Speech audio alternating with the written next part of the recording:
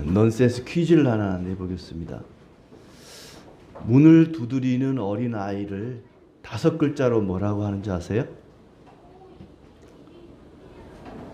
다행히 모르시군요.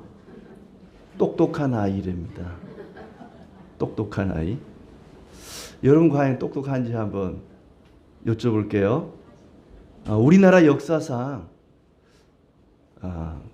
위대한 인물을 두 사람 꼽으라면 여러분은 누구를 꼽을 수 있겠습니까? 돈이 나온 사람들이죠. 10,000원짜리 나오신 분, 또 100원짜리. 100원짜리 나왔다고 그분의 가치가 100원인 건 아니고, 세종대왕, 이순신 장군 뭐 이렇게 꼽지 않겠습니까? 그런데 이스라엘 나라에 있어서 세종대왕 플러스 이순신 장군이라고 할 만한 사람이 다윗입니다. 다윗이 얼마나 위대한가 하면 이스라엘 사람들에게는 그렇게 위대한 왕이고 장수고 그렇습니다. 여러분이 스마트폰을 통해서 검색을 해보시면 알겠지만은 미켈란젤로의 다비드 상을 보면은 다윗이 홀딱 벗고 있어요. 그게 여자 상이면 아마 외설이라 그럴 텐데 남자라 그런지 예술이라 그러더라고요. 외설과 예술의 차이를 저는 잘 모르겠습니다만은 해석하기를 다윗이 골리앗을 맞이해 싸울 때 골리앗이 다가오기를 기다리면서 그 다비드상을 보면은 왼쪽 어깨에 물맷돌을 얹고 있습니다. 옷을 하나도 걸치고 있지 않아서 너무나 연약해 보였는데 그 몸매를 보지 말고 눈매를 보라는 거예요. 눈을 보면은 생기가 있고 정말 당장이라도 골리앗을 향해서 물맷돌을 던져 쓰러뜨리려고 하는 그런 살아있는 눈동자를 볼 수 있다는 겁니다. 무려 4m 10cm나 되는 거대한 조각상인데 이 조각상이 그야말로 대리석이지만은 아주 유연하고 생동감 있는 살아있는 그런 조각품이라는 거죠. 생명력이 넘치는 그런 전투적인 자세를 갖추고 있어서 그 다비드상이 그렇게 찬사를 받는 것 같습니다. 벌거벗은 모습이 참 가냘퍼 보이긴 하지만은 결코 약하지 않는 다윗의 모습을 보여줍니다. 근데 성경을 보면은 다윗이 골리앗이 오기를 기다린 건 아니고 골리앗을 향해서 돌진을 했죠. 너는 칼과 단창으로 내게 나오지만은 나는 만군의 여호와 이름으로 이스라엘 군대의 하나님의 이름으로 내게 나아거노라 하면서 물맷돌을 던져서 골리앗을 쓰러뜨립니다. 그렇게 다윗이 골리앗을 쓰러뜨리고 나니까 다윗이 인기가 너무 높아진 거예요. 사울 왕이 생각할 때에 이러다가는 다윗이 나를 죽이고 왕이 되면 어떡하지?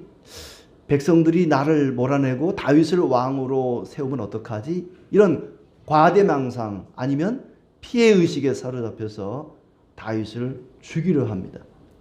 그때부터 기회만 나면은 다윗을 죽이려고 사울이 쫓아다닙니다. 다윗은 여기저기 도망 다니다가 더 이상 피할 곳이 없어서 이제 망명 생활을 하게 되는데 오늘은 그 망명 생활 중에 있었던 2가지 에피소드를 함께 나누고자 합니다. 먼저 노비라고 하는 땅으로 도망갑니다. 그곳은 아직 이스라엘 경내를 벗어나지 않은 지역인데 그 노비라는 곳에 하나님을 섬기는 제사하는 성막이 있고 거기에는 제사장이 있습니다. 그 높 땅에 가서 성막을 찾아가고 거기서 이제 아히멜렉이라고 하는 제사장을 만나게 되죠. 제사장이 깜짝 놀랐습니다. 아니 왕의 사위께서 여기 웬일입니까? 어떤 일입니까? 아니 왜 군대도 하나 없이 그렇게 혈혈단신 혼자 이곳에 왔습니까? 했더니 둘러댑니다. 왕께서 나에게 비밀 임무를 맡겨서 혼자 왔습니다. 둘러대면서 혹시 내가 배가 고파 그러는데 먹을 게 없습니까? 제가 제일 좋아하는 메뉴인 아무거나를 시킵니다. 아무거나 괜찮습니다. 아무거나 좋으니까 저에게 좀 먹을 걸 주십시오. 예. 예, 아무거나 메뉴 만들면 잘 팔릴 겁니다. 예. 아무튼 이제 그렇게 해서 이 아히멜렉 제사장이 떡을 내주는데 그 하나님께 드렸던 진설병, 늘 성전에는 12덩이의 떡이 차려져 있죠. 일주일 동안 있다가 안식일이 되면 그걸 이제 교체를 하는데, 그렇게 교체하고 물려 나온 떡을 다윗에게 주는 거예요. 그리고 이제 혹시 무기가 없습니까 했더니 마침 이 당신이 골리앗을 죽이고 탈취해 왔던 그 골리앗의 칼이 여기 에봇 뒤에 감춰져 있습니다. 그러면서 그 칼이라도 좋으니 주시오. 그래서 이제 골리앗의 칼을 가지고 떡을 얻어 가지고 돌아갑니다. 물론 다윗이 혼자는 아니었고 몇 사람 친구들이 같이 있었던 것 같아요. 그렇게 해서 도망간 곳이 어디냐면은 이제 블레셋 땅 가드라는 곳에 갑니다. 블레셋이라는 나라는 5개의 나라가 연합된 그런 연합국가입니다. 그러다 보니까 5개 나라 각각의 왕이 있죠. 그 5개 나라 중에 가드라고 하는 나라의 아기스라는 왕에게 찾아갑니다. 자기가 죽였던 골리앗의 나라입니다. 우리나라로 치자면은 북한으로 도망간 거예요. 남한에서 피할 곳이 더 이상 없으니까 북한으로 도망간 겁니다. 죽자고 간 거죠. 자, 이렇게 아기스에게로 이제 도망을 갔는데, 참 상황이 얼마나 급박했으면 적국의 땅으로 도망을 갔겠습니까? 이 아기스는 너무나 다윗이 반가운 거예요. 야, 잘 왔다. 우리나라 장수를 쓰러뜨리고 자기네 그 블레셋 군대를 물리친 적국의 장수지만은 그가 내 편이 되면은 원수가 하나 줄어드는 거잖아요. 그러니까 이제 아기스의 입장에서는 반가운 거예요. 굉장히 호의적입니다. 잘 왔습니다. 우리 같이 한번 잘 지내봅시다 하는데, 밑에 있는 신하들이 반대를 하는 거예요. 폐하, 저놈이 어떤 놈입니까? 우리나라를 무너뜨리고 골리앗을 쓰러뜨린, 그리고 자기 나라에서는 왕 같은 대접을 받는 그런 다윗이 아닙니까? 골리앗을 쓰러뜨린 지 한 3, 4년 지나서 몰라볼 줄 알았는데 알아본 겁니다, 다윗을. 그래서 안 됩니다. 다윗을 받아들이면 안 됩니다. 이 얘기를 들으니까 다윗이 이제 뜨끔한 거예요. 큰일 났다 이거. 저 아기스 왕이 나를 죽이면 어떡하나 걱정이 돼가지고 미친 척, 미치광이 흉내를 내는 겁니다. 아마 연말 연기 대상감 같아요. 미친 건 아닌데 미친 채 한 겁니다. 13절 말씀 보니까 그들 앞에서 그의 행동을 변하여 미친 채 하고 대문짝에 그적거리며 침을 수염에 흘리매, 침을 수염에 질질 흘리면서 대문을 그적그적 하면서 미친 척, 미쳤다는 말이 한 가지 일에 몰두했다는 말이 아니라 정신이 나갔다는 겁니다. 미친 건 아니고 미친 사람 흉내를 내는 거죠. 미친 척 하면서 그 죽음의 위기를 빠져나오게 되었습니다. 그렇게 해서 22장에 보면은 이제 아둘람 굴로 도망을 갔다 하는 얘기지요. 골리앗을 죽일 때 그 기계는 어디 가고 음식을 얻어먹는, 빌어먹는 사람이 되었을까? 참 안타까운 일이죠. 다윗이 이런 사람이 아니잖아요. 너는 칼과 단창으로 내게 나오지만 나는 만군의 여호와 이름으로 내게 나아가노라. 이 할례받지 못한 놈아 하면서 골리앗을 향해서 물맷돌을 던졌던 그 힘있는, 용기 있는 모습은 다 어딜 가고 이렇게 거짓말로 둘러대고 미친 척하면서 연기를 해야만 되는 참 안타깝고 비참한 모습. 그럼에도 불구하고 호랑이 아가리에서 빠져나오는, 겨우겨우 빠져나오는 그런 모습을 보게 됩니다. 자, 이렇게 다윗이 왜 미친 척을 하면서까지 연기를 해야 했을까? 다윗이 미치광이 노릇을 하면서 목숨을 부지한 이 이야기를 통해서 오늘 세 가지 교훈을 함께 나누고자 합니다. 첫째는 기름 부음 받은 사람도 어려움이 있다는 겁니다. 예수님을 믿고 성도로 살아가지만은 여전히 어려운 일들이 있다는 것입니다. 다윗은 사무엘로부터 왕으로 기름 부음을 받은 사람입니다. 이세 8명의 아들 가운데 누구에게 기름을 부을까 사무엘이 찾아갔는데 첫째도 아니고 둘째도 셋째도 넷째도 일곱째도 아니고 더 이상 없느냐 했더니 막내가 하나 있는데 그놈은 아무 볼 것 없습니다. 왕감이 안 됩니다 했는데 그 다윗에게 사무엘이 왕으로 기름을 붓습니다. 곧바로 왕이 된 건 아니죠. 그랬던 다윗이 어떻게 이런 상황이 되었을까? 먹을 것도 없고 무기도 없고 돈도 없고 함께하는 군사도 없고 모든 것을 잃고 심지어 자기가 죽였던 골리앗의 나라로 도망가는 그런 비참한 신세가 되고 맙니다. 아마 아기스 왕이 자기를 받아줄 것이라는 그런 생각을 한 건지 그만큼 갈 곳도 없었다는 것이죠. 어떻게 이런 일이 있을 수 있을까?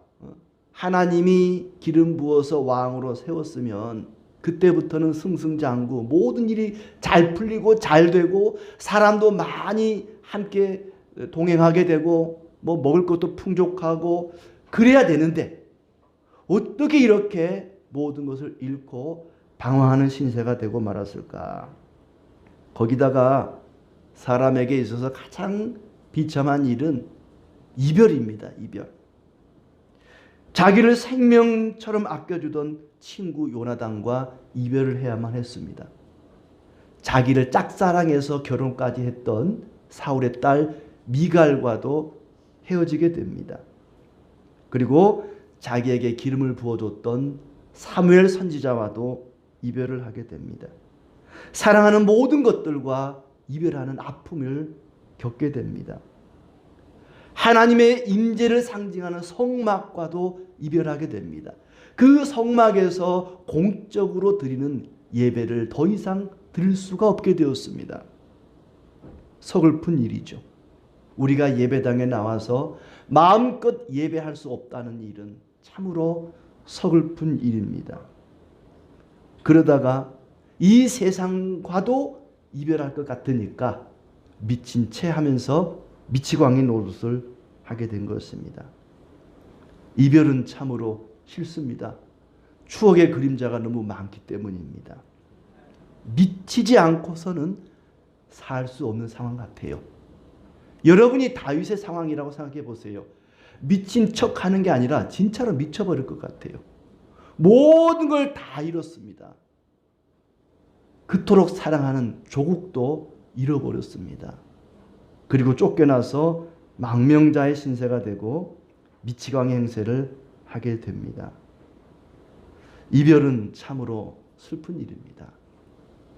심지어 어떤 사람은 한 몇 년 타던 중고차를 팔고 나서 며칠을 잠을 못 잔다고 그 자동차와의 이별이 너무 슬퍼가지고 그동안 수고 많았다. 그동안 고마웠다. 잘 가라. 키우던 개나 고양이가 떠나면 가족을 잃은 슬픔 그 이상의 슬픔을 겪는다고 그러지 않습니까? 사랑하는 사람과의 이별은 참으로 슬픈 일입니다. 그런 일이 기름 부음 받은 다윗에게 일어났다는 것입니다. 우리 박덕기 성도님이 중국으로 떠난다 그러니까 얼마나 마음이 서글픈지 모릅니다. 우리가 살아서 다시 만날지 모르겠다는 그 말씀에 가슴이 뭉클해져요. 이별이란 그렇게 슬픈 일입니다. 우리는 언젠가 다 이별을 해야 됩니다. 그러나 막상 이별의 순간이 오면은 감당하기 어려운 슬픔이 밀려옵니다. 하지만 그 어떤 이별도 우리는 피할 수가 없습니다. 여기 있는 모든 사람들 언젠가는 다 이별의 아픔을 겪어야만 합니다. 미리부터 슬퍼할 일은 없습니다. 다윗은 그런 아픔과 슬픔을 가지고 망명자의 생활을 합니다. 친구와 헤어졌고 아내와 헤어지고 그리고 선지자와도 헤어지고 성막과도 헤어지고 참으로 슬픈 일입니다. 그런데 그것이 신앙이 없고 아주 악한 자들에게만 있는 아픔이 아니라 믿음 좋은 하나님께로부터 구별된 기름 부음 받은 다윗에게도 있었다는 것입니다. 욥을 생각해 보세요. 그는 동방의 의인이었습니다. 하나님이 동방의 의인이라고 칭찬할 만큼 대단히 믿음이 좋은 사람이었습니다마는 모든 걸 잃어버렸습니다. 자식들 잃어버렸죠. 재산을 잃어버렸죠. 건강도 잃어버렸습니다. 아내도 잃어버리고 말, 언어조차 잃어버렸습니다. 악한 사람, 나쁜 사람에게만 그런 고통과 슬픔이 있는 게 아닙니다. 하나님께 기름 부음 받은 성도에게도 그런 일이 얼마든지 있을 수 있습니다. 다윗은 오히려 기름 부음 받은 것 때문에 핍박을 받게 됩니다. 왕으로 기름 부음 받지 않았다면 그런 어려움도 없었을 것입니다. 성도라고 하는 그 두 글자 속에는 기름 부음을 받았다는 의미가 담겨 있습니다. 그리고 성도를 가리켜서 기름 부음 받은 자라고 이야기합니다. 성도라는 말은 이 성자 거룩하다는 말, 히브리 말로 카도시라는 말은 구별되었다는 얘기입니다. 이스라엘 백성들은 모든 구별된 것에 기름을 발랐습니다. 성전에 있는 그릇들, 집기들 구별한다는 의미로 기름을 다 발랐습니다.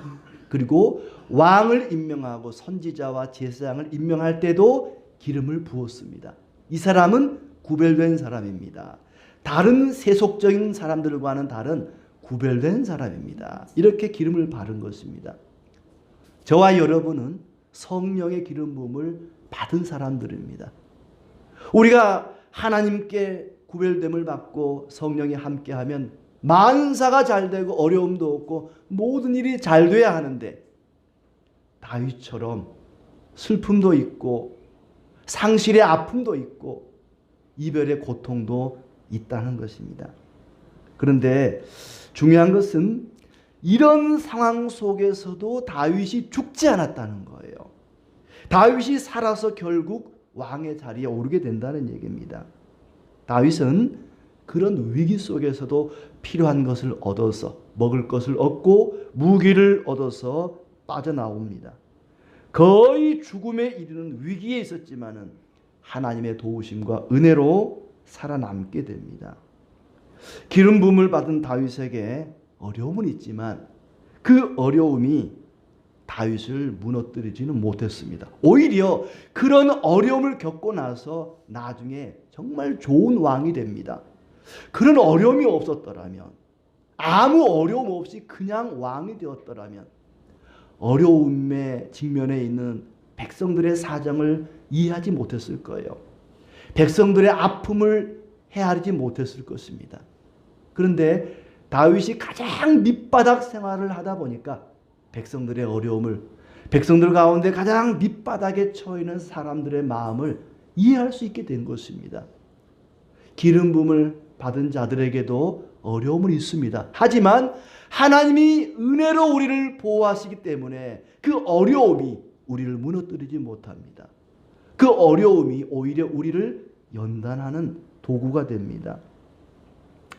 하나님이 기름 부어 세운 왕이기 때문에 그 어떤 환난도 다윗을 무너뜨리지 못했습니다. 물론 그 이후에도 계속해서 어려움은 있습니다. 하지만 하나님의 은혜도 계속된다는 것입니다. 예수님께서 세상에서 고난을 당하신 것처럼 예수님을 따르는 믿음의 사람들에게도 틀림없이 고난이 따릅니다. 때로는 미움을 받고 망하기 직전까지 가게 됩니다. 그렇지만 하나님의 사랑과 은혜도 끊임없이 계속될 것입니다. 우리는 왕 같은 제사장들입니다. 하나님께 기름 부음을 받은 자들입니다. 이별도 있고 슬픔도 있고 고난도 있습니다. 신앙생활 잘 못해서 그런 거 아닙니다. 사람들은 어려움을 당하면은 내가 기도 안 해서 그런가 보다. 내가 죄를 지어서 그런가 보다. 내가 뭘 잘못해서 그런가 보다. 물론 그럴 수도 있지만 다 그런 건 아닙니다. 기도하면 어려움이 없는 게 아니라 기도는 어려움을 이기게 하는 힘을 주는 것입니다. 하나님이 우리를 사랑하지 않아서 어려움을 당하는 것이 아닙니다. 예수를 믿는데도 어려움이 있는 것은 지극히 정상적인 것입니다. 하나님의 사람은 이 세상에서 고난을 당하지만 결코 쓰러지지 않습니다. 하나님이 은혜로 다시 일으켜 주시고 힘을 주실 것입니다. 이 은혜가 있기를 축복합니다. 두 번째로 미치고 왕이 다윗을 통해서 다윗도 연약한 인간이라는 것을 깨닫게 됩니다. 그는 살아남기 위해서 몇 번이나 거짓말을 합니다. 그리고 미치고 왕이 연기를 합니다. 너 왜 혼자 왔니? 왕의 사위가 돼가지고 왜 혼자 왔습니까? 했더니 사울이 나를 죽이려고 해서 도망왔습니다. 이렇게 말하지 않습니다. 왕의 비밀 임무를 수행 중에 있습니다. 둘러댑니다. 그리고 무기를 가지고 오지 못한 것은 제가 일이 급해서 그냥 무기를 가져오지 못했습니다. 둘러댑니다. 모든 것이 새빨간 거짓말입니다. 이야기를 통해서 야 우리도 그럼 어려움 당할 때 거짓말해도 되겠네. 사기쳐도 되겠네. 그런 얘기는 아닙니다. 인간이 얼마나 연약한가를 우리에게 깨우쳐 주는 대목이죠. 가드에서 골리앗에게 했던 것처럼 담대하게 큰 소리 치고 빠져나오지 못하고 미친 척하는 그런 이야기. 어찌 보면 다윗의 역사에 있어서 흑역사입니다. 지우고 싶은 이야기죠. 아마 이스라엘 사람들은 이 대목은 성경을 오려내고 싶을 겁니다. 우리의 위대한 다윗에게 이런 일이 있었다니 이건 말도 안 돼. 막 그러고 싶을 겁니다. 굉장히 실망스럽습니다. 우리가 위급할 때 거짓말하라는 말이 아니라 그렇게 위대한 믿음의 사람 다윗도 연약한 인생이구나. 다윗도 사람이구나 하는 걸 깨닫게 됩니다. 세상에서 가장 어리석은 자랑이 믿음 자랑하는 것입니다. 믿음은 절대 자랑할 게 못 됩니다. 굉장한 믿음의 사람도요, 다윗처럼 이렇게 될 수 있습니다. 나는 이렇게 믿음이 큰데 네 믿음은 왜 그따위냐? 남의 믿음 절대 함부로 판단하거나 멸시하지 마십시오. 오히려 그 사람이 큰 믿음 되고 내가 작은 믿음 될 수도 있습니다. 다윗을 보라는 것입니다. 그렇게 위대한 믿음의 사람도 이렇게 비참하게 미치광이 꼴이 되고 맙니다. 세상 모든 사람들이 다 버려도 나는 주님이 오게 갈 때에도 죽는 데까지도 따라가겠습니다. 호언장담했던 베드로가 불과 얼마 지나지 않아서 예수님을 모른다고 3번씩이나 저주까지 하면서 부인하지 않습니까?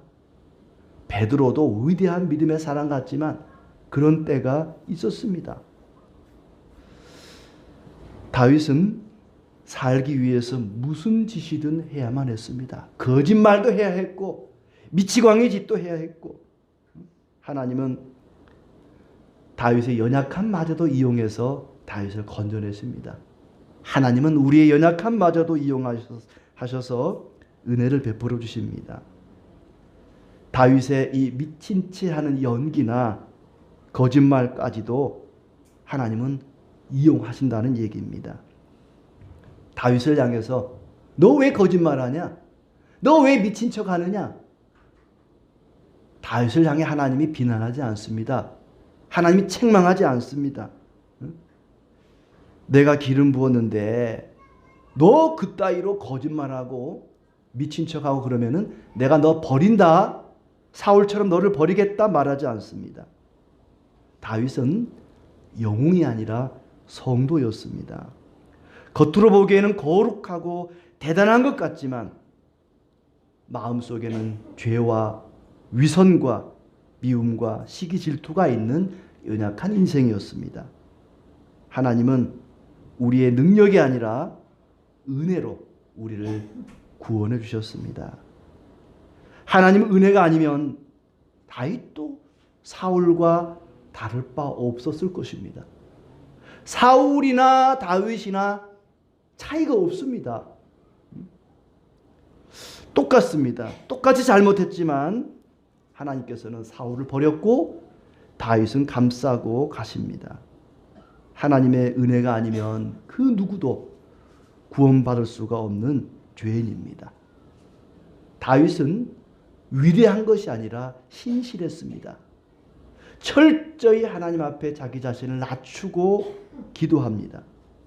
이렇게 망명생활할 때 지었던 시가 시편 34편입니다. 시편 34편 4절에 보면 다윗이 아비멜렉 앞에서 미친 채하다 쫓겨나서 지은 시 그랬는데, 아비멜렉은 왕의 칭호죠. 아기스 앞에서 미친 척하다가 쫓겨나서 지은 시입니다. 그때 다윗은 이렇게 기도합니다. 4절에 보시면 내가 여호와께 간구하며 내게 응답하시고 내 모든 두려움에서 나를 건지셨도다. 6절에도 보시면 이 공고한 자가 부르짖음에 여호와께서 들으시고 그의 모든 환난에서 구원하셨도다. 또 17절에도 보시면은 의인이 부르짖음에 여호와께서 들으시고 그들의 모든 환난에서 건지셨도다. 다윗은 아기스 앞에서 미친 척했지만 기도했다는 겁니다. 그 순간에 기도했습니다. 하나님을 의지했습니다. 하나님은 다윗의 위대함을 보고 그를 건져주신 것이 아니라 그의 신실하심을 보셨습니다. 어려움을 당할 때 철저히 자신을 낮추고 하나님 앞에 기도하는 모습을 보셨습니다.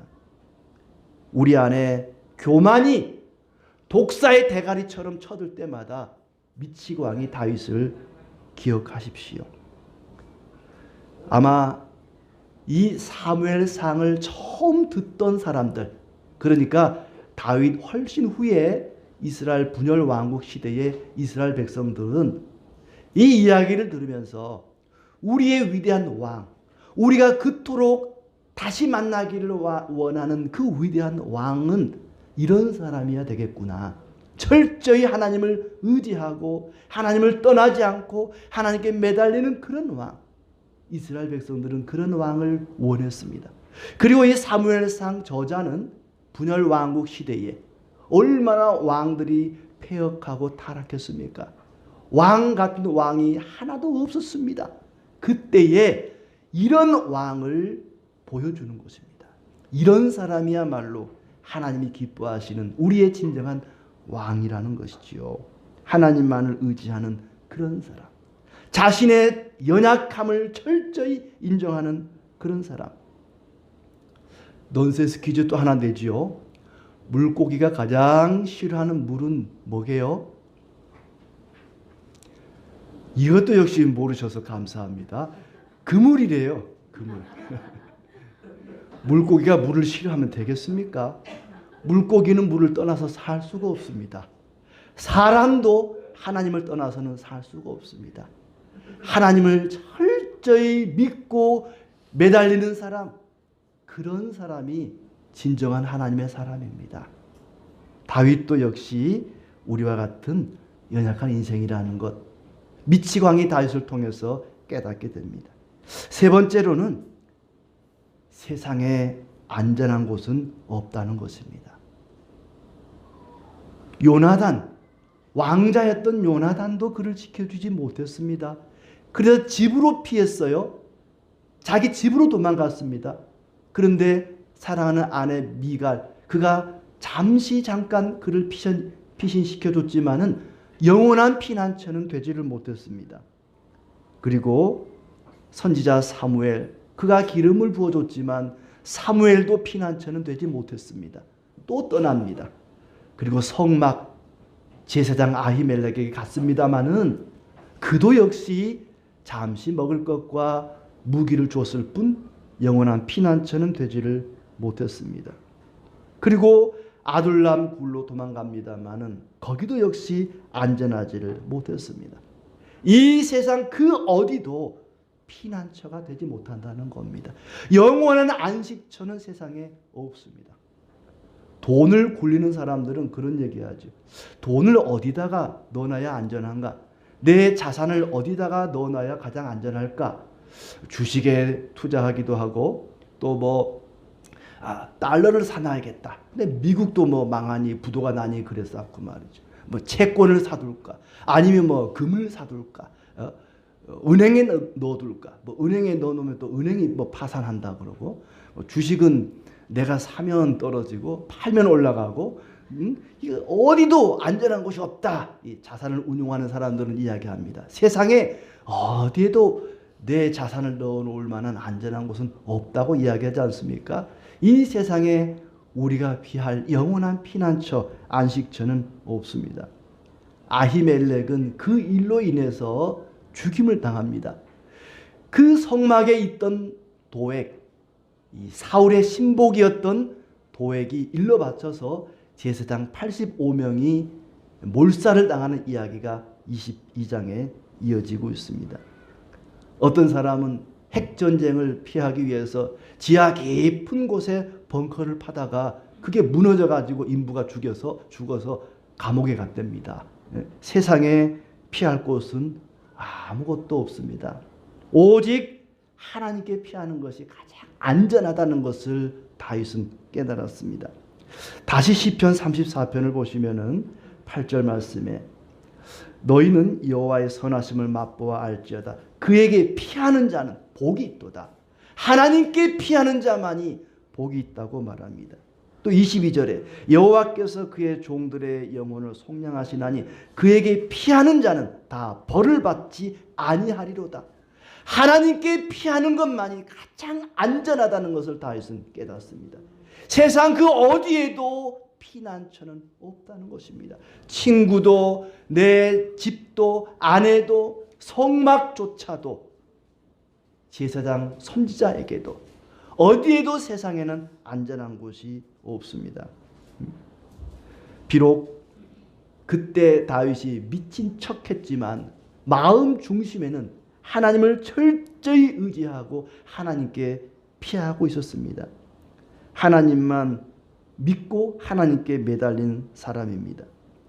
또 그때 지었던 시 중에 하나가 시편 56편입니다. 시편 56편 3절 4절에 보시면 내가 두려워하는 날에는 내가 주를 의지하리이다.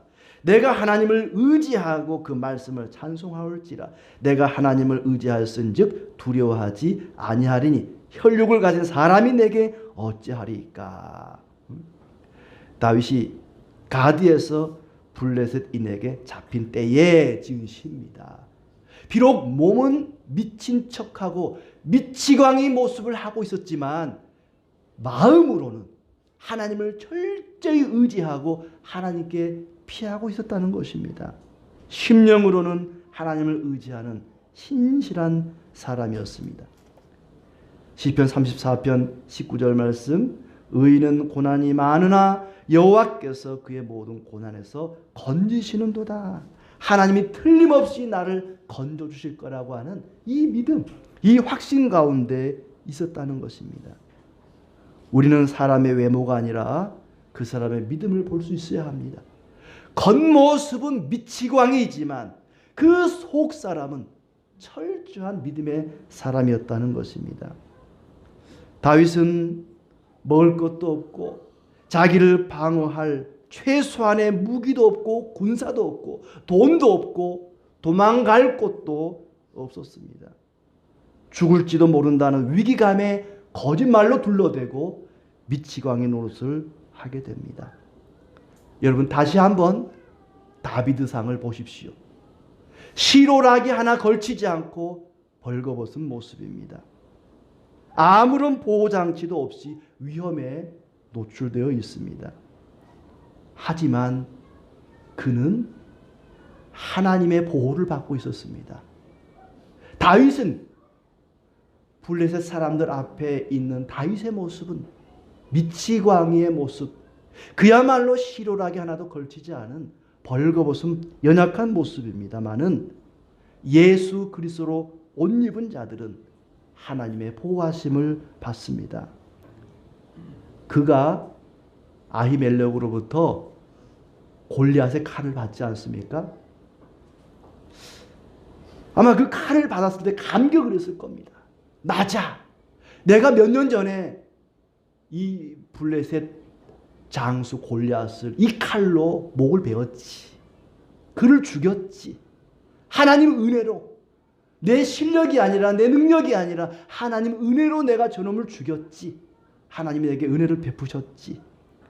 아마 그때 모든 영광과 감사를 하나님께 돌리는 마음으로 하나님께 그 칼을 드렸던 것 같아요.